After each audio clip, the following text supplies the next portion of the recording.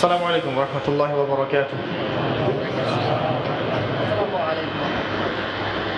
الحمد لله وحده والصلاة والسلام على من لا نبي بعد أما بعد فأعوذ بالله من الشيطان الرجيم بسم الله الرحمن الرحيم. فقال الله تعالى في كلامه المجيد يا أيها الذين آمنوا اتقوا الله حق تقاته ولا تموتن إلا وأنتم مسلمون. وقال الله تعالى وما خلقت الجن والإنس إلا ليعبدون. وقال الله عز وجل فاعلم أنه لا إله إلا الله.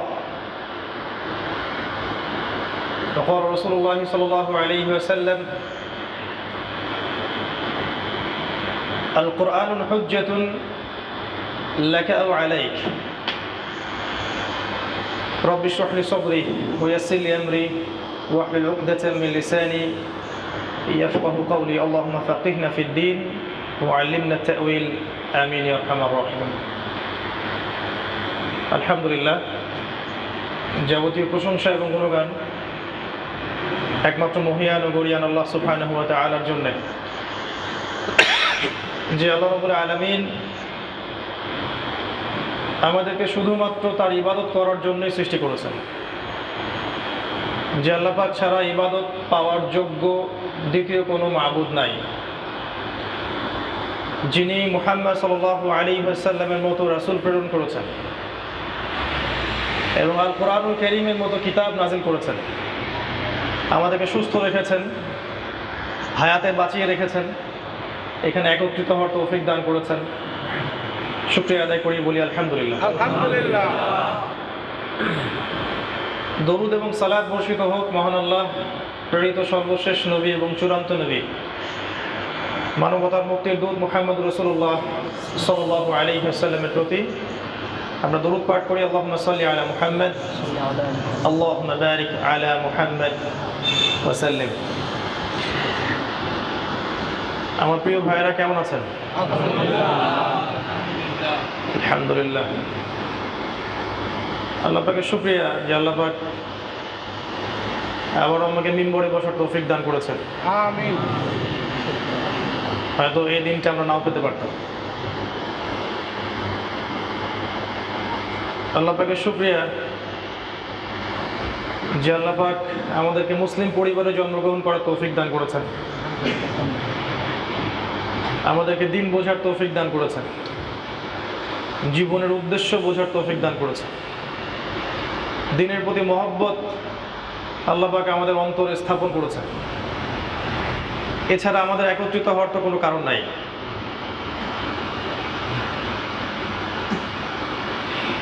আজকে আসলে সাজানো গোছানো কোনো টপিক নিয়ে আপনাদের সামনে আসে নাই। আপনারা জানেন এটা আমার শ্বশুরের প্রতিষ্ঠান, ভাই সম্পর্কে আমার স্ত্রীর বড় ভাই, সেই হিসেবে এখানে আসলে পারিবারিক কারণেই আসা। যেহেতু মসজিদ আছে, চিন্তা করেছিলাম যে জুমার বয়ানটা করা যায় কিনা, কিন্তু আপনাদের ঢাকার সিটি অফ আখিরুজ্জামান দীর্ঘ যানজট আমাকে সেটা করতে দিল না। যাই হোক,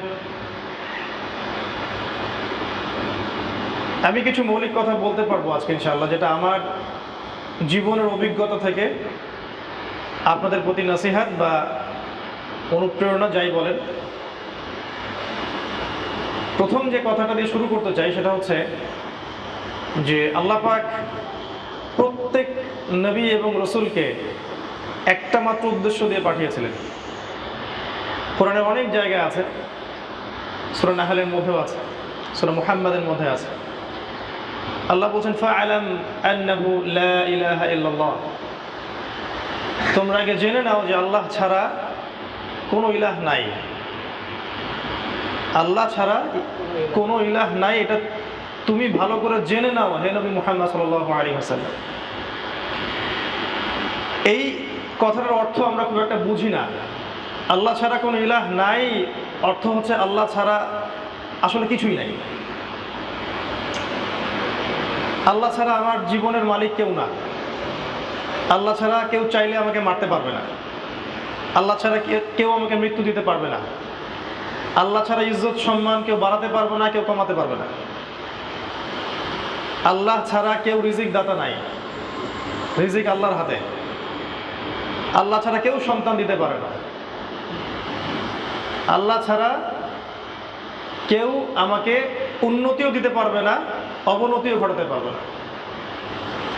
আল্লাহ ছাড়া পরকালের জীবনে আমাকে কেউ পুলসিরাত পার করাবে না, কবরের শাস্তি থেকে বাঁচাবে না, ডান হাতে আমলনামা দিবে না, জাহান্নাম থেকে বাঁচাবে না, জান্নাতে প্রবেশ করাবে না। আল্লাহ ছাড়া হক কোনো মাবুদ নাই। আল্লাহ ছাড়া ইবাদত পাওয়ার যোগ্যও কেউ নাই। লা ইলাহা ইল্লাল্লাহের আরও আছে ব্যাখ্যা। আল্লাহ ছাড়া কারো নামে নজর মানত করতে পারবেন না। আল্লাহ ছাড়া কাউকে সিজদা করতে পারবেন না। আল্লাহ ছাড়া কারো সামনে আত্মসমর্পণ করতে পারবেন না। আল্লাহর হুকুম ছাড়া কোনো হুকুমই নাই। আল্লাহ যা দিয়েছেন সেটাই চূড়ান্ত। যেটাই আল্লাহ এবং তার রাসূলের সাথে সাংঘর্ষিক সেটাই বাতিল। আরও আছে, আল্লাহ ছাড়া আপনার আমার জীবনে আপন বলে কেউ নাই। আল্লাহ ছাড়া আমাদের জীবনে আপন বলে কেউ নাই। যখন মানুষ কোনো বিপদে পড়বে তখন সে সত্যিকার অর্থে আল্লাহকে চিনতে পারবে এবং আল্লাহর সাথে এত ভালো সম্পর্ক হবে, বিপদটা চলে গেলে আবার সম্পর্কটা থাকে না।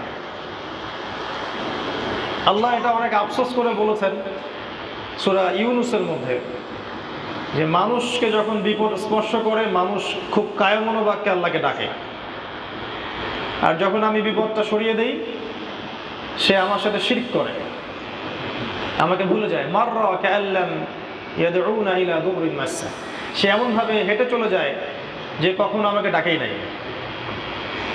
এইটুকু যদি বুঝতে পারেন যে আল্লাহ ছাড়া আসলে আমাদের আপন বলতে কেউ নাই, রিজিকদাতা কেউ নাই, সৃষ্টিকর্তা, পালনকর্তা, বিধানদাতা, হায়াত মৌতের মালিক, ইজ্জত সম্মানের মালিক কেউ নাই, ইনশাআল্লাহ এতটুকু বিশ্বাস নিয়ে কেউ যদি মারা যায় ইনশাআল্লাহ তাআলা আল্লাহ পাক তাকে জান্নাত দিবেন ইনশাআল্লাহ।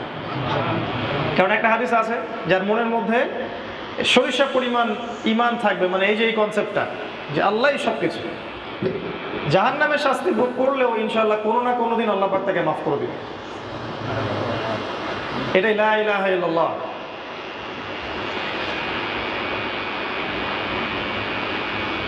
আল্লাহ ছাড়া যে আপন কেউ নাই এটা যে ব্যক্তি বুঝতে পারছে এই পৃথিবীতে, সে ব্যক্তি তার জীবনটাকে ঢেলে সাজাতে পারবে। যদি সে আল্লাহকে আপন করতে না পারে তার জীবনকে ঢেলে সাজাতে পারবে না পরকালের জন্য। আমরা যে ভুলটা করি, আমরা আল্লাহ ছাড়া অন্যকে আপন মনে করি। আমরা আমাদের স্ত্রী সন্তান, আমাদের পিতা মাতা, আমাদের আত্মীয় স্বজন, বন্ধু বান্ধব, পাড়া প্রতিবেশী, অফিসের কলিগ, আমাদের বস, সবাইকে খুব আপন মনে করি। সম্পর্ক আছে না, সম্পর্ক একটা জিনিস, আপনত্বটা আলাদা বিষয়। দেখবেন এরা সবাই যদি আপনাকে ফেলে দেয়, আল্লাহ কখনো আপনাকে ফেলবেন না। খেয়াল করে দেখবেন, জীবনে এমন অনেক সময় গেছে আপনার আমার যে আপনাকে কেউ বুঝতে পারেনি, আপনার ভিতরে কি আছে এটা কেউ বোঝে নাই, আল্লাহ বুঝছেন। আপনি ওই সময় সবার কথা ভুলে গিয়ে সেজদা দিয়েছেন, দিয়ে আল্লাহর কাছে চাইছেন, আল্লাহ কিন্তু সাথে সাথে দিচ্ছেন আপনাকে। আল্লাহ অনেক কাছে। মানে আমি বিগত 3 মাসে আল্লাহকে খুব ফিল করছি আর কি, যে আল্লাহ কি জিনিস। আল্লাহ খুব কাছে। কায়মনোবাক্যে সঠিক পদ্ধতিতে যদি কেউ আল্লাহকে ডাকতে পারে, আল্লাহ অবশ্যই তার দোয়া কবুল করবেন ইনশাআল্লাহ। সাক্ষাৎ মৃত্যুর হাত থেকে আল্লাহ তাকে ফেরত আনতে পারে। আল্লাহ চাইলে পুরো দুনিয়া তার জন্য উল্টে দিতে পারে। আল্লাহ সব করতে পারে,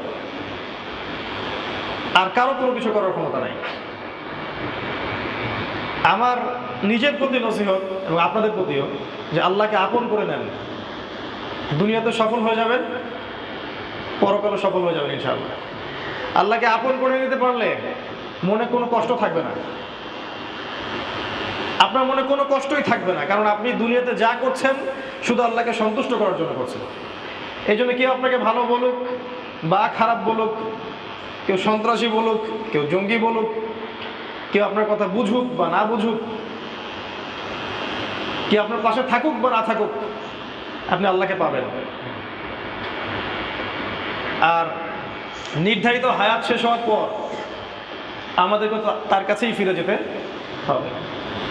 বুদ্ধিমান সেই ব্যক্তি যে দুনিয়াতে আল্লাহকে আপন করতে পারছে। তো চলেন সেই চেষ্টা করি। লা ইলাহা ইল্লাল্লাহের অনেক ব্যাখ্যা, আমি অল্প সময় অল্প কয়েকটা বললাম। আরেকটা অংশ আছে আমাদের মুহাম্মাদুর রাসূলুল্লাহ সাল্লাল্লাহু আলাইহি ওয়াসাল্লাম। এটা হচ্ছে যে আল্লাহকে সন্তুষ্ট করার জন্য, আল্লাহকে পাওয়ার জন্য মুহাম্মদ সাল্লাল্লাহু আলাইহি ওয়াসাল্লাম ছাড়া অন্য কোনো তরিকা নাই। এক কথা, নবী সাল্লাল্লাহু আলাইহি ওয়াসাল্লাম যেভাবে ইবাদত করেছেন, মুআমালাত করেছেন, মুআমালাত তো বোঝেন, বৈষয়িক বিষয়গুলো, যেভাবে পরিবার চালিয়েছেন, যেভাবে তিনি অর্থনীতি চালিয়েছেন, সমাজ পরিচালনা করেছেন, আল্লাহর জিকির করেছেন, যেভাবে তিনি নামাজ পড়েছেন, রোজা রেখেছেন, মানে প্রতিটা কাজ রাসূলুল্লাহ সাল্লাল্লাহু আলাইহি ওয়াসাল্লামের তরিকা মতো হতে হবে। এটা হচ্ছে মুহাম্মাদুর রাসূলুল্লাহ। মানে আপনি নিজের ইচ্ছায় কোনো আমল আসলে করতে পারবো না। মানে মন চাইলেও আমি একটা মন গড়া সিস্টেম চালু করলাম ইসলামের মধ্যে, এটা করতে পারবো না। দেখতে হবে যে ওইভাবে রাসূলুল্লাহ সাল্লাল্লাহু আলাইহি ওয়াসাল্লাম ওই কাজটা করেছেন কি করেন নাই। জুমার নামাজ 3 রাকাত পড়লে ভালো হতো না? নামাজ ভালো জিনিস, 2 রাকাত পড়লে জানে কি 3 রাকাত পড়লে তো একটু বেশি নাকি হওয়ার কথা। ক্যালকুলেশন তাই বলে 4 পড়লে আরো বেশি নাকি হওয়ার কথা। কিন্তু আমি 2 এর বেশি পড়তে পারবো না, ফরজের কথা বলছি। কেন? কারণ রাসূল সাল্লাল্লাহু আলাইহি ওয়াসাল্লাম এটাকে অনুমোদন দিয়েছেন, অন্য কিছুকে অনুমোদন দেন নাই। প্রতিটা ইবাদত, রোজা শাবান মাসে রাখা যায় না, রমজান মাসে না রেখে, বা রমজানেও রাখলাম আবার আগে পিছিয়ে 2 মাস রাখলাম, 3 মাস, ভালো কাজ তো। হজ করতে মানুষ মক্কায় যায়, আমরাও না হয় হজের একটা জায়গা বানালাম, আমরাও হজ করলাম। যাকাতের একটা নিসাব আছে, আমরা নিসাবের চেয়ে বেশি দিয়ে দিলাম। ঠিক আছে? প্রতিটা কাজ দেখবেন ইবাদত, ভালো ভালো ইবাদত, এগুলোকে বাড়াবেন কমাবেন এই ইখতিয়ার আপনার আমার নাই। আমি ফরজ ওয়াজিবের কথা বলছি, আপনি নফল করতে পারেন, আলাদা বিষয়, সুন্নাত তো করবেনই মাশাআল্লাহ। তো এইটুক মুহাম্মদুর রাসূলুল্লাহ সাল্লাল্লাহু আলাইহি ওয়াসাল্লাম যে আমার আপনার আল্লাহকে সন্তুষ্ট করার জন্য মুহাম্মদ সাল্লাল্লাহু আলাইহি ওয়াসাল্লাম ছাড়া অন্য কোনো টিচার, রোল মডেল, আদর্শ, উসওয়াতুল হাসানা কিছুই নাই। হ্যাঁ, কারো কাজ যদি রাসূল সাল্লাল্লাহু আলাইহি ওয়াসাল্লামের সাথে মিলে যায়, যে কারো কথা, যে কারো কাজ, যে কারো ইস্তেহার বা যে কারো ফতোয়া দেখা যায় যে হ্যাঁ রাসূল সাল্লাল্লাহু আলাইহি ওয়াসাল্লাম সাহাবীদের সাথে মিলে যাচ্ছে, নিতে আমার কোনো আপত্তি নাই। কিন্তু যে কারো কথাই যদি রাসূলুল্লাহ সাল্লাল্লাহু আলাইহি ওয়াসাল্লামের সাথে না মেলে, তার সাহাবীদের আমলের সাথে না মিলে, সেটা গ্রহণ করতে আমি বাধ্য না, বরং সেটাকে রিফিউজ করাটাই হচ্ছে ঈমানের পরিচয়। তো প্রত্যেক নবী রাসূল এই দাওয়াতটুকু নিয়ে আসছেন, লা ইলাহা ইল্লাল্লাহ, আর আমাদের জন্য মুহাম্মাদুর রাসূলুল্লাহ। ঈসা আলাইহিস সালামের সময় ঈসা আলাইহিস সালামকে নিয়েছিল, তার আগে মুসা আলাইহিস সালামকে নিয়েছিল, আমাদের জন্য এতটুকু। আর এইটা আল্লাহ পাক সূরা জারিয়াতের মধ্যে বলেছেন 56 নম্বর আয়াতে। আল্লাহ বলছেন, ওয়ামা খালাকতুল জিন্না ওয়াল ইনসা ইল্লা লিয়াবুদুন, আমি আল্লাহ মানুষকে শুধুমাত্র আমার ইবাদত করার জন্যই সৃষ্টি করেছি। মানুষকে এবং জিনকে। জিনে বিশ্বাস করেন কি না? আমাদের মডার্ন ওয়ার্ল্ড তো জিনে বিশ্বাস করে না। মেডিকেল সায়েন্সকে গিয়ে বলেন তো জিনে বিশ্বাস করে নাকি? আমাদের যে উন্নত সভ্যতা, যেগুলা যারা বস্তুবাদী জ্ঞানটাকে চূড়ান্ত মনে করে, বাহ্যিক চোখ দিয়ে যে জ্ঞানটা অর্জন করে এটাকে চূড়ান্ত মনে করে, ইন্টারনাল নলেজটাকে তারা অস্বীকার করে, ওহির জ্ঞান এটাকে অস্বীকার করে। যে জ্ঞান আল্লাহর পক্ষ থেকে আসতে পারে, এই কনসেপ্টে ওরা বিশ্বাসী না। কিন্তু ওদের কনসেপ্ট হচ্ছে পরীক্ষা নিরীক্ষা, যুক্তি, দর্শন, বিজ্ঞান এগুলো দিয়ে যে আপনি অ্যাচিভ করবেন, প্রত্যক্ষ করবেন, প্রমাণ করতে পারবেন, এটাই নলেজ। এর বাইরে তো নলেজ নাই, তাহলে জিন তো প্রমাণ করতে পারবেন না। অতএব জিনের কনসেপ্ট, বা ইভেন আপনি তো আল্লাহকেও প্রমাণ করতে পারবেন না। কোথায় আল্লাহ, হাত কেমন আল্লাহর, আল্লাহর কি পা আছে, চেহারা কেমন, এটা তো প্রমাণ করতে পারবেন না ওদের মতে, তাহলে নাই। তো ওরা জ্ঞান তত্ত্বের এই জায়গায় একটা ভুল করে। ওদের সাথে আমাদের একটা পার্থক্য আছে। আমরা বিশ্বাস করি জ্ঞান আল্লাহর পক্ষ থেকে আসে এবং ওহির জ্ঞানই চূড়ান্ত। শুধুমাত্র বাহ্যিক জ্ঞান সব কিছু না, অভ্যন্তরীণ ইন্টারনাল জ্ঞান আছে। তো যদি দেখা যায় যে আপনি জিনকে অস্বীকার করেন, তাহলে কোরআনে সূরা জিন বলে একটা সূরা আছে, এটাকে অস্বীকার করে ফেলছেন, তাহলে সে কি আর মুসলিম থাকবে? থাকবে না। তাহলে আমাদের আকীদাগুলোকে ঠিক করতে হবে। যেমন লা ইলাহা ইল্লাল্লাহ নিয়ে কিছু কথা বললাম, মুহাম্মদুর রাসূলুল্লাহ নিয়ে কিছু কথা বললাম। তো আল্লাহ বলছেন আমি জিন এবং মানুষকে শুধুমাত্র আমার ইবাদত করার জন্যই সৃষ্টি করেছি। তাহলে এখানে আমরা কি পাইলাম? আমাদের দুনিয়াতে আসার উদ্দেশ্য কি জন্য আসি দুনিয়ায় বেঁচে? এখনকার তরুণ প্রজন্মকে জিজ্ঞাসা করেন কি জন্য বেঁচে আছে? পলিটিক্যাল পাওয়ারের জন্য, কেউ স্ট্যাটাসের জন্যে, কেউ একটা ভালো চাকরি, জীবনে প্রতিষ্ঠিত হওয়ার জন্যে, বা একটা ভালো সুন্দরী স্ত্রীর জন্যে, বা গার্লফ্রেন্ডের জন্যে। যারা পৌরত্বে চলে গেছে ওদেরকে জিজ্ঞাসা করেন আপনারা কি জন্য বেঁচে আছেন দুনিয়ায়? আপনার দুনিয়াতে বেঁচে থাকার উদ্দেশ্য কি অ্যান্সার আসে দেখেন। আমাদের বাচ্চাদেরকে আমরা যারা বড় করতেছি, আমাদের পিতা মাতাদেরকে বলেন যে কি উদ্দেশ্যে বাচ্চাদেরকে বড় করতেছে। আল্লাহ এখানে আমাদের পৃথিবীতে অবস্থান করার উদ্দেশ্য বলছেন, কি জন্য পৃথিবীতে বেঁচে আছি আমরা। ওয়ামা খালাকতুল জিন্না ওয়াল ইনসা ইল্লা লিয়াবুদুন, আমার ইবাদত ছাড়া অন্য কোনো কাজের জন্য আমি তোমাদেরকে সৃষ্টি করিনি। তো এখন সাথে সাথে আক্রমণাত্মক একটা অ্যান্সার চলে আসবে ওই গডলেস ওয়ার্ল্ড থেকে, তাহলে আমরা কি আর হাট বাজার করবো না, তাই না? বিয়ে শাদী করবো না, পড়াশোনা করবো না, সারাদিন খালি নামাজই পড়বো। তো তাদেরকে একটা জিনিস বোঝানো যায়নি, আমরা আবার বুঝাই যে রাসূলুল্লাহ সাল্লাল্লাহু আলাইহি ওয়াসাল্লামের সুন্নাহ মোতাবেক প্রত্যেকটা কাজ করাই ইবাদত। মানে আমি বিছানায় গেলাম, রাসূলের মতো ওই যে 3 কুল পড়ে আপনি ফু দিলেন, সূরা বাকারার শেষ 2টা আয়াত পড়লেন, সম্ভব হলে সূরা মুলক পড়লেন, আয়াতুল কুরসি পড়লেন, ঘুমালেন, এই ঘুমটা আপনার ইবাদত। আপনি রাসূলের মতো সালাত পড়ছেন, ইবাদত। সকালবেলা তো বাথরুমে গেলেন, মিসওয়াক করলেন, বাথরুম করলেন রাসূলের সুন্নাহ মোতাবেক, ইবাদত। সকালে নামাজ পড়ে নিজের শরীরকে সুস্থ রাখার জন্য আপনি ব্যায়াম করছেন বা হাঁটছেন। সুস্থ কেন রাখছেন? সুস্থ রাখবো এই নিয়াতে যাতে করে আল্লাহর ইবাদত আরো বেশি করে করতে পারে, ওইটাও ইবাদত। তখন ব্যায়ামটাও ইবাদত। আপনি খাচ্ছেন, কি জন্য খাবেন? খাওয়ার জন্য কেউ বাঁচে, আবার কিছু মানুষ বাঁচার জন্য খায়। আমাদেরকে বাঁচার জন্য খেতে বলা হয়েছে, যে আমরা এমন খাবার খাবো যেগুলো পুষ্টিকর, হাইজেনিক, যেগুলো আমাদের শরীরে ক্ষতি করবে না এবং যেগুলো দিয়ে আমরা আরও শারীরিক মানসিক শক্তি অর্জন করবো, ইবাদত করতে পারবো। খাওয়াটা কি হলো তাহলে? ইবাদত। আপনি যাচ্ছেন মনে করেন পড়াশোনা করতে স্কুল কলেজে, যদি আপনার পড়াশোনাটা হয় আল্লাহর দিন জানার উদ্দেশ্যে, বা যদি সেকুলার সাবজেক্টেই পড়েন কিন্তু আপনার উদ্দেশ্য হচ্ছে এই জ্ঞানটা অর্জন করে আমি দিনের খেদমত করব, এটাও ইবাদত। অনেকে বলে ভাই আমি তো কম্পিউটার সায়েন্সে পড়ি, আমি কি পড়াশোনা ছেড়ে দেবো? আপনাকে এটা বলছি ছাড়তে হবে, বরং ওই পড়াশোনাটা আপনি ইসলামের দিকে কাজে লাগান না কেন? তাহলে মুসলিমদের আরও উপকার হচ্ছে, তাই না? প্রযুক্তিগত দিক থেকে কারা আগায় গেছে? আমরা না ওরা? তা আমরা যে পিছায় আছি এটা কি আমাদের জন্য কি কল্যাণকর? আমরা বলছি এগুলো পড়াশোনার দরকার নাই, হারাম। কথা ঠিক আছে? ঠিক নাই। পড়াশোনা করবে, এই পড়াশোনাগুলোকে দিয়ে ইসলামের খেদমত করতে হবে। আমাদের স্বতন্ত্র কোনো অ্যাপস আছে? স্বতন্ত্র কোনো মানে আলাদা কোনো যে ইন্টারনেট প্রযুক্তি যেটার মানে মূল চাবিকাঠি আমাদের হাতে, এরকম আছে? স্বতন্ত্র কোনো ব্যাংকিং সিস্টেম? স্বতন্ত্র কোনো প্রযুক্তি যেটা দিয়ে স্যাটেলাইট ওরা নিয়ন্ত্রণ করছে, আমাদের কোনো প্রযুক্তি স্বতন্ত্র আমাদের শুধু মুসলিমদের থাকলেও কিন্তু খুব কম। তো এই পিছায় গেলাম কি জন্যে? কারণ সায়েন্সের প্রত্যেকটা বিষয় তো আমরা তৈরি করেছি না, প্রতিটা বিষয় কিন্তু আমাদের হাত থেকেই ওরা নিয়েছে। তো আমরা যে পিছায় গেলাম কিছু ভুল ফতোয়ার কারণে, আবার আমরা বললাম যে ইংরাজি শেখার দরকার নাই, তারপরে যে এইসব সাবজেক্ট পড়ার দরকার নাই। তো একটা সময় পর্যন্ত মানুষ আর ওগুলোর সামনে গেল না, এভাবে মুসলিম উম্মাহ পিছায় গেল।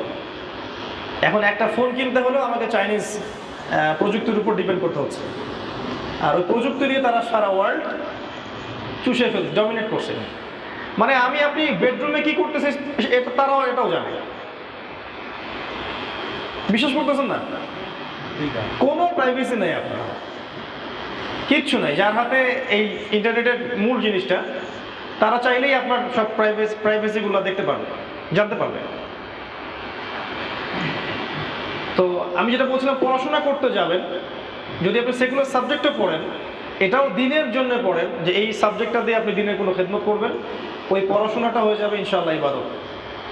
আর যদি ইসলামিক লাইনে পড়েন, তাহলে গতানুগতিকভাবে না পড়ে এখনকার যুগে দিনকে স্মার্টলি রিপ্রেজেন্ট করার জন্য যে সিলেবাসের কারিকুলাম দরকার সেগুলো পড়তে হবে।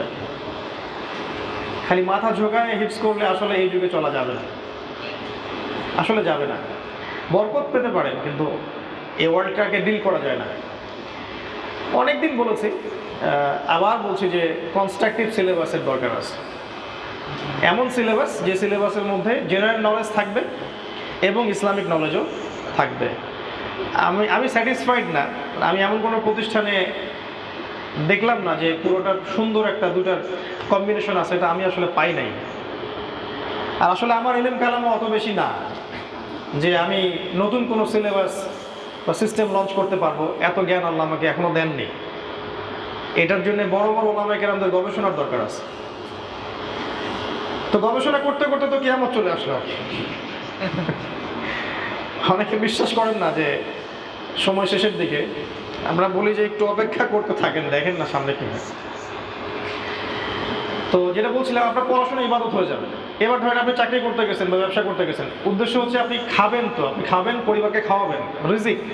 তো এই রিজিকটা যদি হালাল হয় তাহলে ওই রিজিকটার পিছনে আপনি ছুটছেন, এটাও কিন্তু আপনার ইবাদত।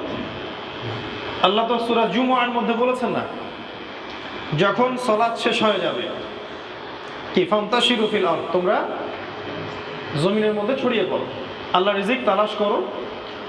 আর রিজিক তালাশ করার সময় বেশি বেশি আল্লাহকে স্মরণ করো। রিজিক তালাশের সময় আল্লাহকে স্মরণটা বুঝলাম না, এই আয়াতটা নিয়ে আমি একটু চিন্তা করছিলাম আর কি। সূরা জুমআর মধ্যে আছে, ইযা নুদিয়া লিস-সালাহ মিন ইয়াউমিল জুমআ ফাসআউ ইলা যিকরিল্লাহ। ভালো করে বোঝেন, আল্লাহ বলছেন যে যখন জুমার সালাতের আজান দেওয়া হবে, ডাকা হবে, তোমরা আল্লাহর জিকিরের দিকে ছুটে আসো।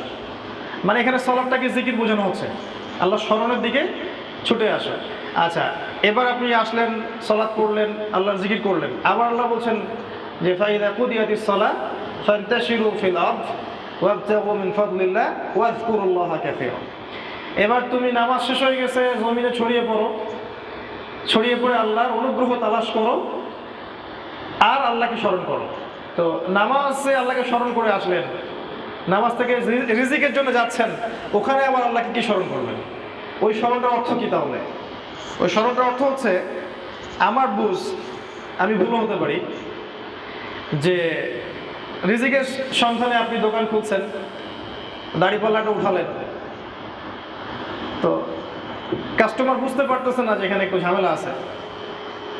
আপনি আল্লাহকে ভয় করে, আল্লাহকে স্মরণ করে তাকে ঠকালেন না, মাপটা ঠিক দিলেন, এটা আল্লাহকে জিকির করছেন। আপনি চাকরি করতেছেন বড় সরকারি কোনো অফিসে, সুযোগ আছে নিজে টাকা নেয়ার, তা আপনি ওই কর্মক্ষেত্রে গিয়ে আল্লাহকে ভয় করে ওটা করলেন না।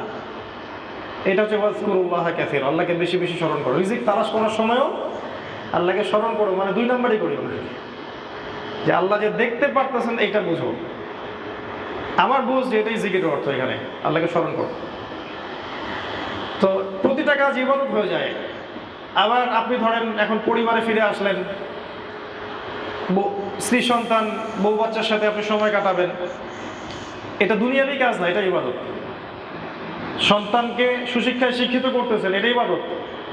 আপনার স্ত্রীর মুখে অন্ন তুলে দিচ্ছেন, নিজ হাতে খাইয়ে দিচ্ছেন, এটাও ইবাদত। এমনকি তার দিকে হাসি মুখে তাকানোটা ইবাদত। এমনকি তার সাথে মিলিত হওয়া বা অন্তরঙ্গ সম্পর্কটাও ইবাদত। এটা কি আমরা জানি?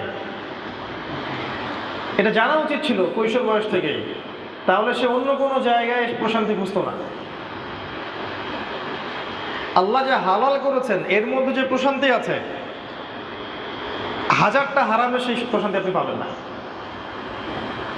আপনি 1000টা মেয়ের সাথে জেনা করেন, আপনি যতটুকু শারীরিক সুখ পাবেন বলে মনে হবে, আপনার একজন পবিত্র স্ত্রী যার সাথে আপনার সম্পর্কটা পবিত্র, আল্লাহর আইনে পবিত্র, আপনি ওখানে যে প্রশান্তি পাবেন এটা আপনি 1000টা জেনা করে পাবেন।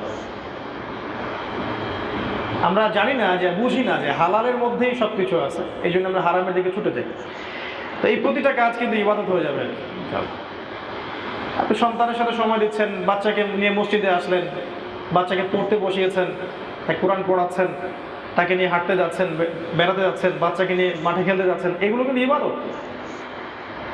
আমরা মনে করি সব দুনিয়াবি কাজ। এমনকি আপনি কোনো মুসলিম ভাইয়ের প্রয়োজন পূরণ করছেন, প্রতিবেশীর কিছু লাগলো আপনি দিলেন, বা কাউকে টাকা পয়সা ধার দিলেন, বা একটা মুসলিম ভাইয়ের সাথে হাসি মুখে কথা বললেন, বা চা খেতে বসছেন 5-10 জন মিলে, ওইখানে 2টা দিনের কথা বললেন, সবই ইবাদত। এক কথায় ওই সকাল থেকে নিয়ে রাত পর্যন্ত যতগুলো কাজ আমরা করি, যতগুলো কাজ, আমাদের পড়াশোনা, আমাদের খাওয়া পড়া, আমাদের অর্থনীতি, রাজনীতি, আমাদের এই যে কি বলবো সংস্কৃতি, পরিবার, পারিবারিক বন্ধন, যত কাজ আপনি করেন সারাদিন, যদি প্রতিটা কাজ আল্লাহ এবং তার রাসূলের দেখানো পথে হয়, তাহলে প্রতিটা কাজই ইবাদত। এটাই আল্লাহ বলেছেন, ওয়ামা খালাকতুল জিন্না ওয়াল ইনসা ইল্লা লিয়াবুদুন, আমি শুধুমাত্র আমার ইবাদত করার জন্যই মানুষ এবং জিন জাতিকে সৃষ্টি করেছি। এখন জীবনের শুরু থেকে শেষ পর্যন্ত যদি আমরা আল্লাহর ইবাদতে কাটাতে পারি, তাহলে আমার জন্য সবচেয়ে ভালো হয়। তো কিভাবে করব? আমার কয়েকটা ছোট্ট নাসিহা। যেমন আমাদের জীবনটাকে কয়টা ভাগে ভাগ করেন? আমরা একটা বই পড়ছি না, জীবন যেখানে যেমন, পড়ছেন? শুনছেন? আমার প্রশ্ন হচ্ছে, জীবন কোথায় কেমন?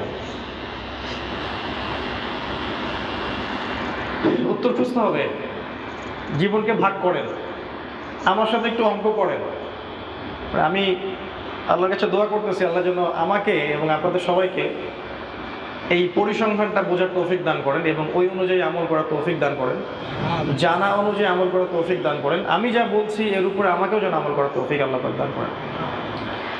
মনে করেন 60 বছর বাঁচবো, মনে করেন, কথার কথা, আপনি 40 হতে পারে, 50 হতে পারে, 20 হইতে পারে। এভারেজ কি এই উম্মার গড় আয়ু কত? এই উম্মার 55, 60, 64, 65, এই তো। এখন দেখেন আপনার জীবনের শেষের 5টা বছর, শেষের 10টা বছর বার্ধক্য, তাই না? চুলদারি সব পাকা, শরীর চাইলেও যায় না। তাহলে আপনার লাস্টের 10 মাইনাস করেন। ওই সময় আপনি যদি মন চায় যে আমি সারা দিন সারা রাত আল্লাহর ইবাদত করব, সম্ভব না। পারবো? এবার জীবনের শুরুর 10 বছরে আসেন। শুরুর 10 বছরে বোধশক্তি জাগে, ওই সময় মানুষ বুঝে ভালো মন্দ। এখনকার জেনারেশন তো 20 বছরও বোঝে না ভালো থেকে মন্দ কি, তাই না? আগে একটা যুগ ছিল মানুষ তাড়াতাড়ি ম্যাচিউর হইতো, এখন সহজে ম্যাচিউর হয় না। পরিবার হতেই দেয় না ম্যাচিউর। পরিবার মনে করে আমার সন্তানটা বড় হয় না, বড় হতে দিচ্ছে না, তো বড় হবে কিভাবে? তো আমি যেটা বলতে চাচ্ছি, প্রথম 10, শেষ 10, এই 10-20 বছর আপনি আসলে আপনার লাইফের মধ্যে নাই, ডিপেন্ডেন্সি আছে অন্যের উপরে। মূল জীবনটা হয় সাধারণত 20 থেকে 40 বা 50, 20 থেকে 40 বা 50। এটা আপনার মানে যৌবন এবং পৌরত্বের জায়গাটা, প্রজ্ঞা, বিচক্ষণতা, রক্তের তেজ, ভালো মন্দ বোঝার ক্ষমতা, শারীরিক শক্তি, মানসিক শক্তি সব এইটুক সময়ের মধ্যে বেশি থাকে। এই জীবনটাকে যদি ভাগ করেন আপনি দেখবেন শৈশবকাল, কৈশোর, যৌবন আর বার্ধক্য। শৈশবটা এমন হওয়া উচিত যে শৈশবে আমাদের বাচ্চারা, আমাদের তো এখন শৈশব নাই, আমরা বাদ দিলাম, আমাদের বাচ্চাদের কথা বলতেছে। শৈশবে আমাদের বাচ্চারা যেন তাওহীদটা শিখে ফেলায়। তাওহীদ কি জিনিস, ঠিক আছে, ইসলামের বেসিক জিনিসগুলো কি কি, কোরআন তেলাওয়াত করার জন্য শিখে ফেলে, হিফজ যেন কমপ্লিট করে ফেলে, আরবি ব্যাকরণের যে নাহু সরফের কিতাবগুলো আছে এগুলো যেন পড়ে শেষ করে ফেলে, ভালো স্কুলে যেন পড়ে, সেখানে ইংরেজি শেখে, ম্যাথামেটিক্স শেখে, ভালো ভালো সাবজেক্ট শেখে, ল্যাঙ্গুয়েজ শেখে। ল্যাঙ্গুয়েজ শিখতে কোনো সমস্যা নাই। এই সময়টুকুতে যেন ওরা বিশুদ্ধ ভাষা শিখে এবং বিশুদ্ধ খাবার খায়, ফিজিক্যালি যেন স্ট্রংলি গড়ে ওঠে। এই সময় যেন তারা মাঠে খেলে, গ্রামে নিয়ে যান, খেলান, পরিবেশের সাথে মিশান, ভালো প্যারেন্টিং যেন তারা পায়, ভালো খাবার, ভালো পড়াশোনা, ভালো টিচিং ফ্রেম এবং ভালো ওস্তাদ, ভালো পরিবেশ, ভালো পরিবার। সে যেন দেখে বাবা মার মধ্যে সম্পর্ক সুন্দর, পরিবারের মধ্যে। এরকম করে বাচ্চাদের শৈশবটা গড়ে তোলেন। সে করে পানি না দিলে আপনি কখনো ফল পাবেন না। এই 10-15 বছর বাচ্চার পিছনে মেহনত করেন। আবার বলতেছে ওকে কোরআন শেখান, ওকে তাজবিদ শেখান, ওকে হিফজ করান, ওকে আরবি ভাষা শেখান, ওকে নাহু সরফের সব কিতাব শিখিয়ে দেন, ভালো স্কুলে দেন যেখানে সে জেনারেল লাইনেও ভালো করবে, ভালো খাওয়ান, ভালো পোশাক দেন, ভালো পড়ান, ভালো খেলান এবং স্কিল শেখান। যেমন ওকে আপনি জুডো শেখান, তাইকুন্ডো শেখান, সাঁতার শেখান, মানে যেগুলো স্কিল মানুষের ফিজিক্যাল মেন্টাল স্কিল ডেভেলপ করে এগুলো করান একদম 14-15 বছর পর্যন্ত। শৈশবটা সুন্দর হলো না? এরকম শৈশব কয়জন পাইছেন? হাত তোলেন। এবার আজকে থেকে আপনি 1400 বছর আগে চলে যান, রাসূলের যুগের পরে সাহাবীদের যুগটাকে দেখেন। সাহাবা কেরামের একটা বাচ্চা 10-12 বছরে কোরআন হিফজ হয়ে গেছে, হয় নাই? আরবি ভাষা তো আগে থেকেই জানে, তারা ব্যাকরণ শিখে ফেলছে, হাদিসের কিতাবও পড়া মোটামুটি শেষ, আরবি গ্রামের বই শেষ। তারা ওই ওই কষ্ট সহিষ্ণু হয়ে বড় হইতো, ওই সোনার চামচ দিয়ে বড় হইতো না। ছোটবেলা থেকে দেখবেন এরা তীর নিক্ষেপ করা শিখতো। আমি আপনাকে নিক্ষেপ করতে বলিনি, আবার কথাটা অন্যদিকে নিয়ে না, মানে ওই সময়কার সেন্সে বলছি। এবং তারা একটা নুরানি পরিবেশে বড় হতো। ওদের পরিবারের পিতামাতার মধ্যে কোনো ঝগড়া নাই, কোনো কলহ ফাসাদ নাই, হলো খুব সামান্য। হ্যাঁ, তাদের তাদের তাদের তারা দেখে না যে তাদের বোনরা বেপর্দা, তারা দেখতো না যে তাদের মা বেপর্দা, তারা দেখতো না তাদের বাসায় ডিভাইস দিয়ে ভর্তি, সারাদিন ফোন আর গেমস আর ল্যাপটপস আর ইন্টারনেটস, এগুলো তারা দেখতো না। স্মার্টফোন এডিকশন এগুলো তারা দেখতো না। তারা দেখতো না যে বাবা আর মা শুয়ে শুয়ে অপসংস্কৃতি দেখতেছে। ওই যুগের বাচ্চাদের দিকে তাকান, আর এই যে আমি যেটা বললাম যে শৈশবটা করা উচিত, এর মধ্যে একটা বিশাল পার্থক্য আছে না? সফল কিন্তু ওই যুগের জেনারেশনটা। আমরা সফল হতে হলে আমাদেরকেও শৈশবটা কাজে লাগাতে হবে। আমরা যেহেতু পাই নাই সেই শৈশব, সেক্ষেত্রে আমাদের সন্তানরা যেন এই শৈশবটা পায়, এটা নিশ্চিত করতে হবে আমাদেরকে। ইনশাআল্লাহ এটা পারবেন তো? ইনশাআল্লাহ। এরপরে আপনি কৈশোরে যাবেন। শৈশবে এরকম নিউট্রিশন পাওয়া একটা ছেলে যখন কৈশোরে আসবে, তখন সে তো আরও অনেক কিছু করতে পারবে। এবার সে দেখবেন ইসলামের বড় বড় কিতাবগুলো পড়ে শেষ করে ফেলছে, মৌলিক কিতাবগুলো পড়া শেষ, ভালো কিছু ডিগ্রি সার্টিফিকেট অর্জন করে ফেলছে, আরও স্কিলফুল হয়েছে, আরও ট্রেন্ড আপ হয়েছে, ফিজিক্যালি, মেন্টালি, এডুকেশনালি প্রত্যেকটা দিক থেকে সে মাশাআল্লাহ অনেক আত্মদমা। আর এখনকার এই জেনারেশনের দিকে তাকান আপনি, এই জেনারেশনের শৈশবগুলো দেখেন আর কৈশোরগুলো দেখেন। এই জেনারেশনের শৈশবে তারা ফাস্টফুড খাচ্ছে, ওই A4 অ্যাপল B4 বল এগুলোই পড়তেছে, কোরআন হাদিসের তো খুব একটা ধার ধারতেছে না। তারপরে পরিবারের কাঠামো ওরা ভালো পাচ্ছে না, বিনোদন পাচ্ছে না, ওরা ভালো নিউট্রিশন পাচ্ছে না, খেলতে পারছে না, গৃহবন্দী হয়ে বড় হচ্ছে, বুয়ার কাছে বড় হচ্ছে, তাই না, হাউস সিটারের কাছে বড় হচ্ছে। এরা ইসলামের বুনিয়াদী শিক্ষাগুলো শৈশবে পাচ্ছে না, এদেরকে বাবা মসজিদে নিয়ে আসতেছে না, মেয়েটাকে মা ছোটবেলা থেকেই পর্দার দিকে নিয়ে আসছে না। এখনকার জেনারেশনগুলো দেখেন, এই জন্য দেখবেন এরা খুবই ক্রেজি। এখনকার জেনারেশনগুলো ক্রেজি, কিন্তু মানে মাথায় এত ধারণ ক্ষমতা নাই। এবং অল্প ছোট ছোট বাচ্চারা দেখবেন জিনায় লিপ্ত হচ্ছে, মাদক খাচ্ছে, আবার দেখবেন যে সুইসাইডও করছে, আত্মহত্যা করছে। এটা কারণ হচ্ছে শৈশব কৈশোরটা ঠিকমতো নিউট্রিশন হয় নাই। তো জীবন যেখানে যেমন, মানে কি আপনার শৈশব কৈশোর আমাদেরটা ঠিক থাকা উচিত ছিল, মানে যেটা আমাদের হয়নি, আমাদের সন্তানদের অ্যাটলিস্ট যেন হয়। আমরা এখন কোথায় আছি তাহলে? ওই 3 নম্বর স্টেজে আছে, ওই আপনার 20 থেকে 40 এই স্টেজের মধ্যে আমরা আছি। এই স্টেজে গিয়ে আপনি যদি চান যে আমি ওই সাহাবায়ে কেরাম রাদিয়াল্লাহু আনহু ওদের জেনারেশনের যৌবনের মতো যৌবন কাটাবো, তাহলে প্রথমত আমি বলবো ভুল হবে। কারণ তাদের যে নিউট্রিশন ছিল এই যে ছোট থেকে শৈশব এবং কৈশোর, এই শৈশব কৈশোর দুইটা লেভেল আপনি পান নাই, দুইটা লেভেল কিন্তু আপনি পান নাই। ওই দুইটা লেভেলের যে ট্রেনিং এটা আপনি পান নাই, যেটা আব্দুল্লাহ বিন ওমর রাদিয়াল্লাহু আনহু পাইছেন, তাই না? এটা কিন্তু আপনি পাই নাই। তাহলে কি আমরা কি হতাশ হয়ে যাব? না, হতাশ হব না, উচ্চাভিলাষীও হব না। যেহেতু এখন আপনি 20 বছর পরে হেদায়েত পাইছেন, 20 বছরের পরে, হয়তো 25-এ, কেউ 30-এ, কেউ 40-এ, এরকম না আমাদের ব্যাপার।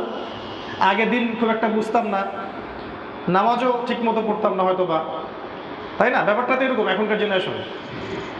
তো এখন কি করবেন? এখন কি লাভ দিয়ে মানে আত্মঘাতী কোনো কাজ করতে বসবেন? না। এখন প্রথমত যে কাজটা করতে হবে, আপনাকে এখন, আপনি একটা রেসে যাচ্ছেন, বা আমি একটা রেসে যাচ্ছি, রেসে আমি অলরেডি 2টা লেভেল মিস করে ফেলছি, তা আমার স্পিডটা একটু বেশি হবে, এটাই স্বাভাবিক। তো কীভাবে স্টার্ট করবে? আমি বলবো প্রথমত ওকে ওই এডুকেশন থেকে স্টার্ট করতে হবে। আপনি হয় জেনারেল লাইনে পড়েন, না হলে মাদ্রাসা লাইনে পড়েন। এই তো মাদ্রাসা লাইনে যদি পড়ে থাকেন, তাহলে মাদ্রাসা লাইনের এই সিলেবাসের সাথে আপনাকে জেনারেল লাইনের সিলেবাসের ভালো ভালো সাবজেক্টগুলো আয়ত্ত করতে হবে। এই আয়ত্ত করতে আপনি হয়তো নতুন করে কোনো জায়গায় বসতে পারবেন না বা ভর্তি হতে পারবেন না, বিভিন্ন কোর্সের মাধ্যমে আপনাকে এটা আয়ত্ত করতে হবে। যারা মাদ্রাসা লাইনের স্টুডেন্ট তাদেরকে বলছে, মাদ্রাসার বইগুলোর পাশাপাশি জেনারেল লাইনের যেমন এই যে আপনার কি বলবো, ইংরেজি, তারপরে আপনার ইতিহাস, অর্থনীতি, বিশ্ব রাজনীতি, এই সাবজেক্টগুলো পড়তে হবে। যারা মাদ্রাসার ছাত্র তাদেরকে বলছে, যদি আপনি না পড়েন তাহলে আপনার এই একমুখী জ্ঞান দিয়ে খুব একটা উম্মার খেদমত করা সম্ভব না এই যুগে। আর যারা জেনারেল লাইনে পড়ছি তাদেরকে যেটা করতে হবে, জেনারেল লাইনে পড়ার পাশাপাশি ইসলামিক বেসিক সাবজেক্টগুলো পড়তে হবে এখন থেকে। যেমন কোরআন তেলাওয়াত, আরবি ভাষা শেখা, ভালো ভালো তাফসীর পড়া, ওস্তাদদের সোহবতে থাকা, যদি সম্ভব হয় ওই সব মাদ্রাসায় ভর্তি হওয়া যেখানে জেনারেল লাইনে পড়েও ইসলামিক পড়াশোনা করার সুযোগ আছে। এরকম মাদ্রাসা কিন্তু ঢাকায় অনেক আছে। এছাড়া কোনো অপশনই নেই আপনার কাছে, কারণ আপনি নতুন করে আবার মাদ্রাসায় ভর্তি হতে পারবেন না।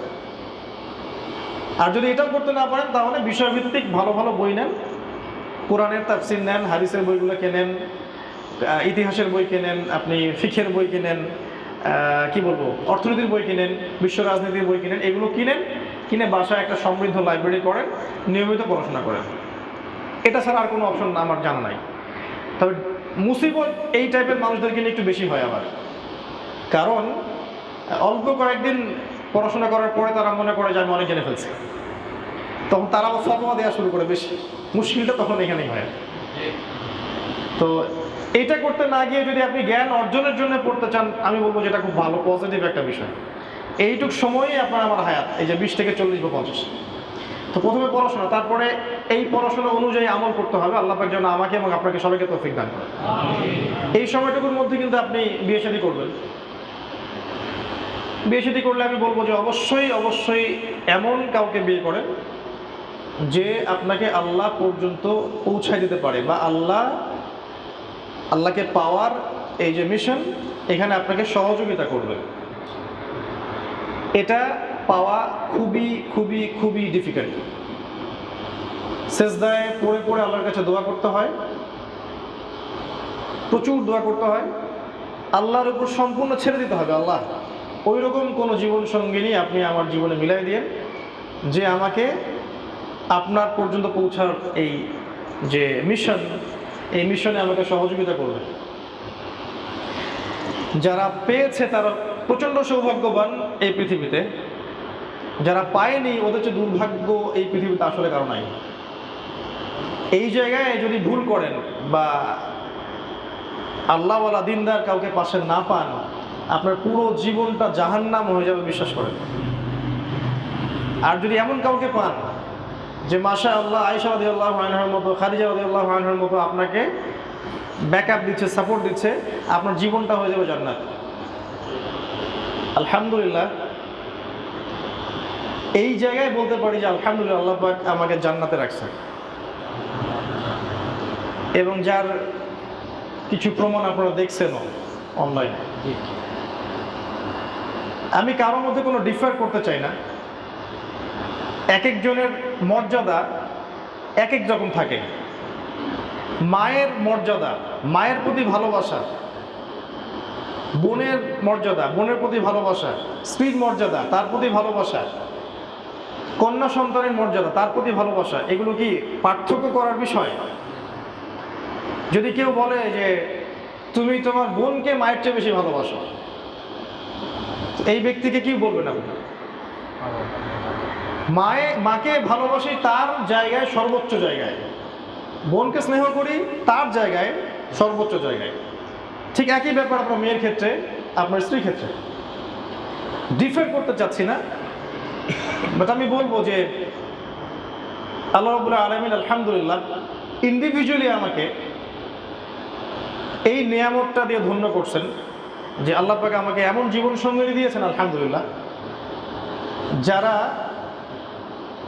আমাকে আল্লাহর পথে চলতে, এগিয়ে যেতে সাহায্য করে। আলহামদুলিল্লাহ, এই জায়গায় কখনো ভুল করেন না, ইস্তেখারা করেন, আল্লাহর কাছে চেয়ে নেন। কখনো সম্পত্তি দেখতে যায় না, কখনো রূপ সৌন্দর্য দেখতে যায় না, কখনো বংশকে সবচেয়ে বেশি প্রাধান্য দিয়েন না। যদি তিনটা ভালো থাকে আলহামদুলিল্লাহ, তিনটা যদি নাও থাকে, দুইটা থাকে বা একটা থাকে, আপনি দিনদারিতাকে প্রাধান্য দেন, আর কিছু দেখেন না, ইনশাআল্লাহ আপনি জিতবেন। আর যদি অন্য কিছুকে প্রাধান্য দেন, আপনি হেরে যাবেন। এই জায়গায় আমাদেরকে ভুল করা যাবে না। আমি যুবকদের এই কথাটা এই জন্য বলছি যে বহুত পরিবার এখন এরকম প্রবলেমসের মধ্যে সাফার করে। এই জন্য আমি এই টিপসটা দিচ্ছি যে কখনো দিনদারিতা ছাড়া অন্য কোনো কিছু দেখবেন না। আপনি দিনদারিতাকে প্রাধান্য দেন, আল্লাহ পাক অন্য দিক থেকে আপনাকে দিয়ে দিবেন, ইনশাআল্লাহ দেখবেন। আর একটা বিষয় হচ্ছে, শয়তান খুব প্রচণ্ডভাবে লেগে থাকবে পরিবারের মধ্যে ফাটল সৃষ্টি করার জন্য। এবং আপনার স্ত্রী, আপনার সন্তান, আপনার পিতামাতা, ভাই বোন, এদের মধ্যে একটা দূরত্ব সৃষ্টি করার শয়তান সবসময় বেশি চেষ্টা করবে। কারণ সে জানে যে পরিবার যদি ভেঙে ফেলা যায় তাহলে আপনি আর আগাতে পারবেন না। যে মানুষটা পারিবারিক জীবনে সুখী না, সে কখনো দিনের কাজ করতে পারবে না। এটা বিশ্বাস করেন? পারিবারিক জীবনে যে ব্যক্তি সুখী না, তার দ্বারা কোনো কাজই সম্ভব না, আর তার ভিতরে অলওয়েজ টেনশন।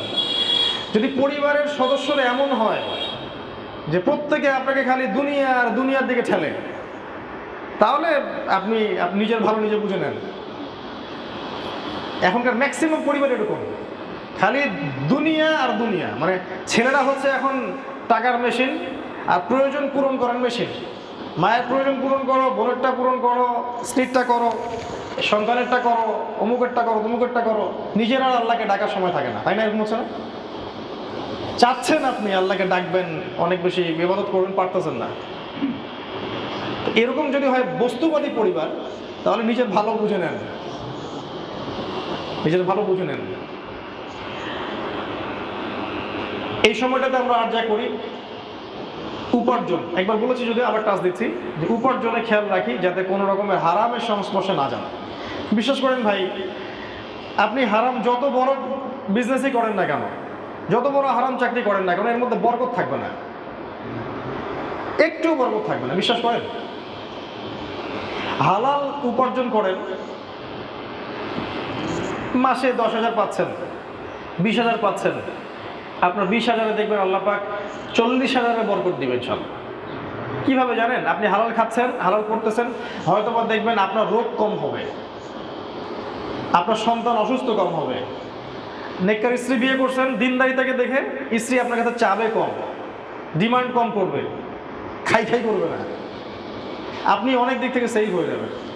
আর দেখবেন হারাম, সুদ, ঘুষ, জিনা, ব্যভিচারের টাকা দিয়ে ভর্তি করছে একদম সিন্ধু, দেখবেন যে কিডনি চলে গেল, ক্যান্সার, সন্তানের অমুক রোগ, এইটা সেইটা, আমি যাবি, বাবার এই সমস্যা, মায়ের এই সমস্যা, স্ত্রী এত এত ডিমান্ড করে, সে সুখে থাকতে পারবে না।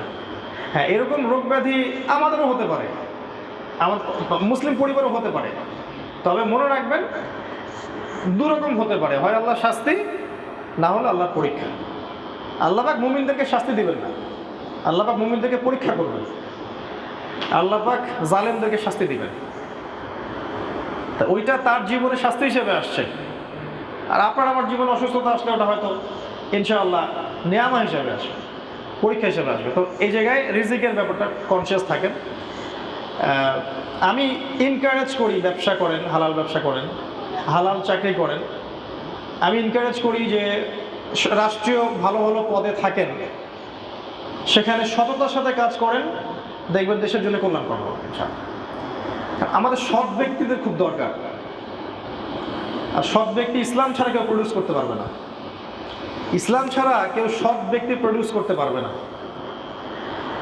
সব জায়গায় সৎ ব্যক্তি দরকার। আমি কৃষিভিত্তিক অর্থনীতিকে খুব প্রেফার করি, নাসিহা করি, যাদের এরকম জমি জমা আছে, কৃষিভিত্তিক কিছু করলে আপনি হালাল খেতে পারবেন, এবং ইনশাআল্লাহ এই শেষ জামানায় আপনি ভালো করবেন, আপনি লাভবান হবেন ইনশাআল্লাহ। এই যে 20 থেকে 40, এখানে আর কি করব, কি বললাম? পড়াশোনা করব, আমল করব, মাশাআল্লাহ দিনদার, বিয়ে শাদী করবেন দিনদার মেয়েকে, হালাল রিজিকের পিছনে ছুটবেন, সাধ্য মতো আল্লাহর দ্বীনের দাওয়াত দিতে হবে, সাধ্য মতো আল্লাহর দ্বীনের দাওয়াত দিতে হবে। দাওয়াতটা চরমপন্থায় যাবে না, দাওয়াতটা শৈথিল্যবাদী অবস্থাতেও থাকবে না। ব্যাপারটা বুঝছেন? দাওয়াতটা হচ্ছে মার কাট দাওয়াত না, আবার সবই ঠিক গোলালো মার্কা দাওয়াত না, মধ্যমপন্থী দাওয়া, যেটাকে আল্লাহ পাক কোরআনে কি বলেছেন? কাযালিকা জাআলনাকুম উম্মাতান ওয়াসাতা, তোমাদেরকে বানিয়েছি মধ্যমপন্থী উম্মাহ।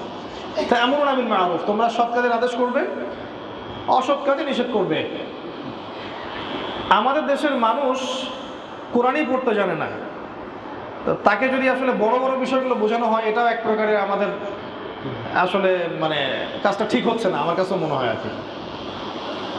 মানে দেখা গেল অনেক কঠিন কঠিন কিছু লেকচার দিয়ে ফেললাম, তা আসলে যাদের সামনে দিলাম তারা কোরআনই পড়তে জানে না, বা হয়তো নামাজও ঠিক মতো পড়তেছে না, ইসলামের বেসিক জিনিসই বোঝে না।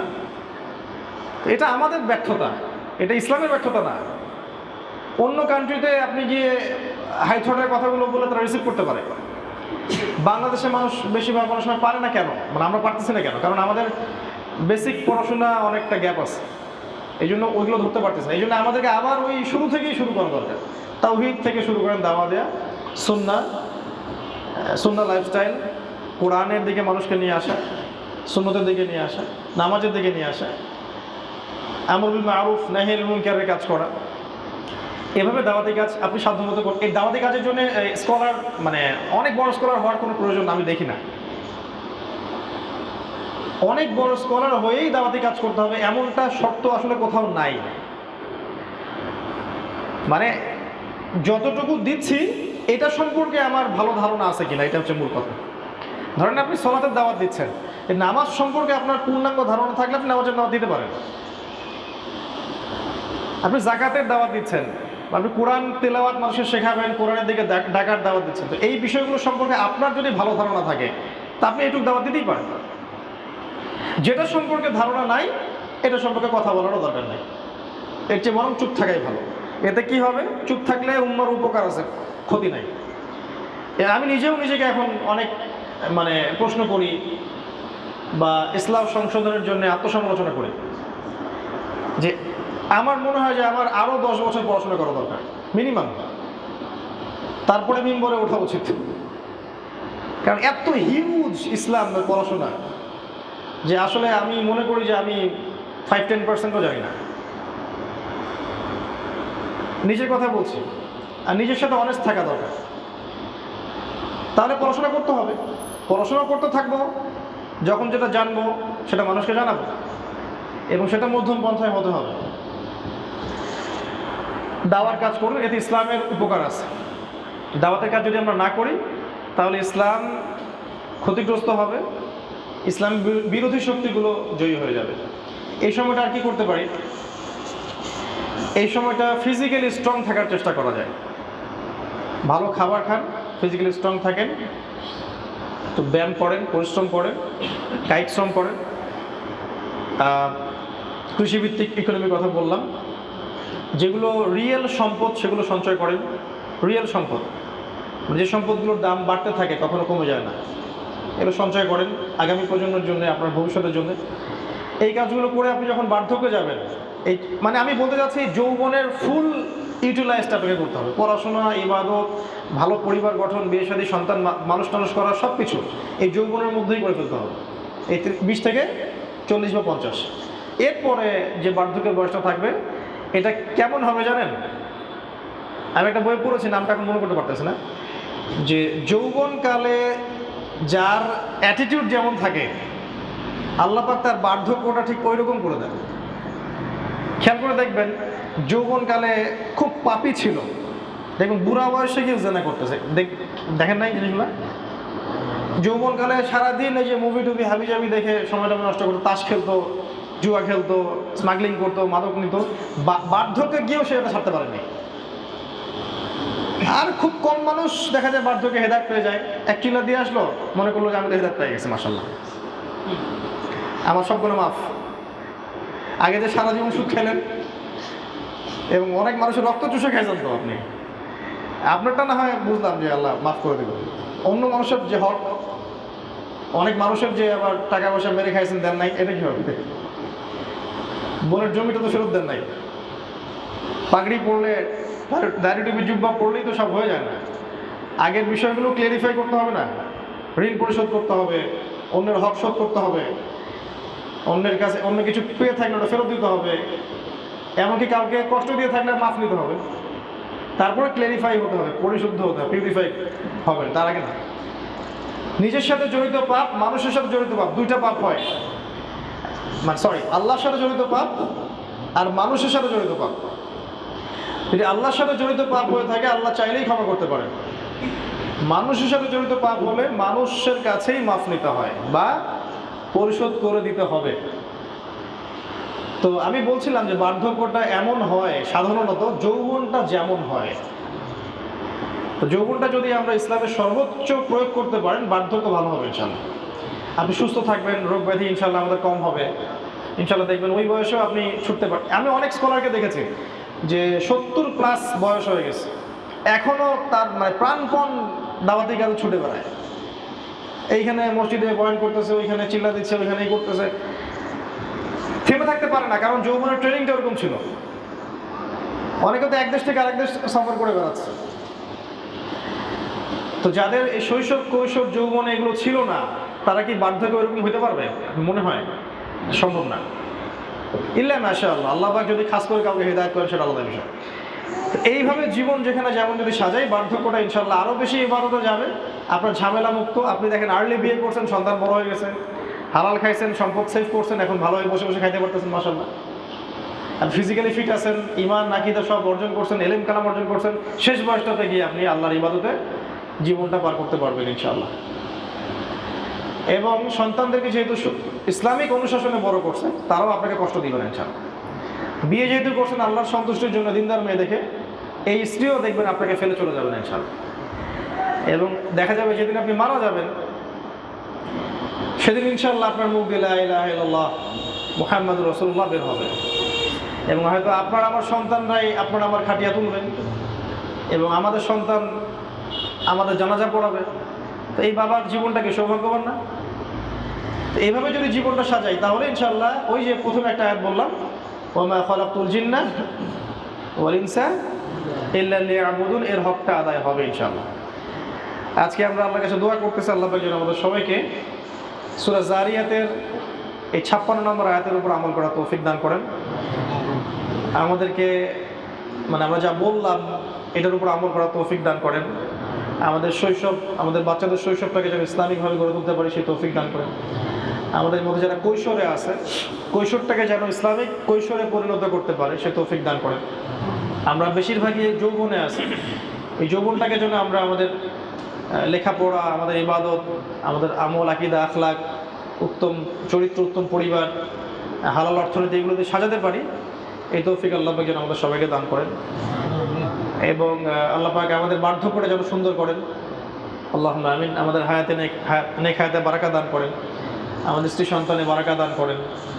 আল্লাহ পাক আমাদের দৃশ্য অদৃশ্যের সব বালা মুসিবত বিপদ আপদ থেকে আল্লাহ পাক যেন হেফাজত করেন। আমাদের মধ্যে যারা মারা গেছেন আল্লাহ পাক সবাইকে যেন মাফ করে দেন।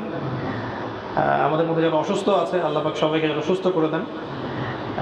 এই দোয়াগুলো করে আমি আজকের মতো সংক্ষিপ্ত এই বয়ান শেষ করছি। ইনশাআল্লাহ আগামীতে আল্লাহ চাইতো আপনাদের সাথে আবারও কথা হবে ইনশাআল্লাহ। আমরা সবাই একে অপরের জন্য দোয়া করবো। স্পেশালি আমি খুব করে নিজের জন্য দোয়া চাচ্ছি যে আমার এখনও আরও কিছু পড়াশোনা বাকি আছে, ইনশাআল্লাহ এইগুলো যেন আমি সুন্দর মতো কভার করতে পারি, এই দোয়াটা করবেন। এবং আল্লাহ যেন উম্মার খেদমত করা তৌফিক দান করেন, এই দোয়া করবেন। নিরাপদে রাখেন, নিরাপত্তা দান করেন। এবং আমি যেন জানা অনুযায়ী আমল করতে পারি, এই দোয়াটা করবেন। আগামী দিনে যেন আমরা উম্মার কল্যাণে আমাদের সাধ্যমতো চেষ্টা করতে পারি, যাতে আমাদের মুসলিম উম্মা, আমাদের দেশ, আমাদের জাতি, আমাদের সব কিছু যেন খায়ের পায়, আমাদের কাছে কল্যাণ পায়, অকল্যাণ না পায়। আল্লাহ পাক যেন আমাদেরকে তৌফিক দান করেন। আমি দোয়া করি সুবহানাকা আল্লাহুম্মা ওয়া বিহামদিকা আশহাদু আল্লা ইলাহা ইল্লা আনতা আস্তাগফিরুকা ওয়া আতুবু ইলাইক। আসসালামু আলাইকুম ওয়া রাহমাতুল্লাহি ওয়া বারাকাতুহু।